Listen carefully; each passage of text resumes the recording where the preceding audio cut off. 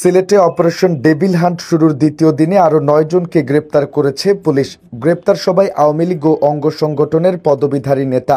মঙ্গলবার দিনভর সিলেটের বিভিন্ন স্থানে অভিযান চালিয়ে তাদেরকে গ্রেপ্তার করা হয়। এ নিয়ে সিলেট জেলায় গ্রেপ্তারের সংখ্যা দাঁড়িয়েছে ১৪ জনে।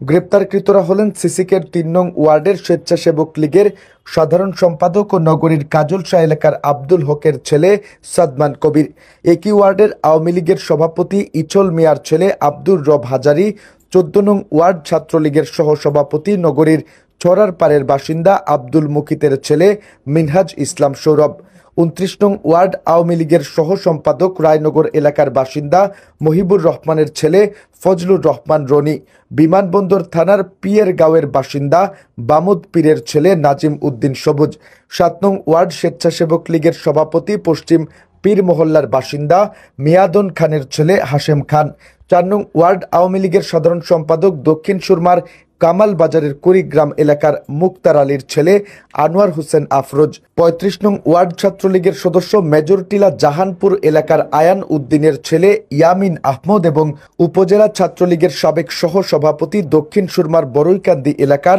লিলু মিয়ার ছেলে জাহেদ আহমদ। আটকের সত্যতা নিশ্চিত করেছেন সিলেট মেট্রোপলিটন পুলিশের মিডিয়া অফিসার অতিরিক্ত উপকমিশনার মোহাম্মদ সাইফুল ইসলাম।